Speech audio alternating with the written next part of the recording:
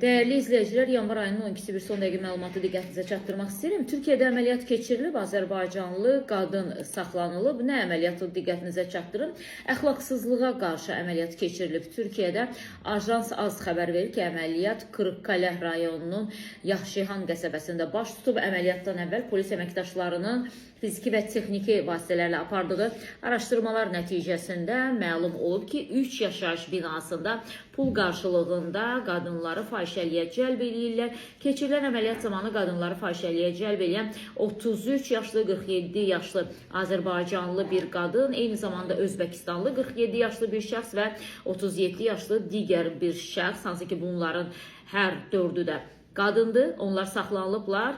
Həmçinin qaçmaq istəyən şəxslərdən biri də sonradan ələ keçirilib. Onların fahişəlikdən əldə etdikləri 50.000 lirə nağd pul müsadirə olunub və şəxslərdən biri barəsində fahişəliyə cəlb etmə və vasitəçilik etmə maddəsi ilə cinayət başlanılıb.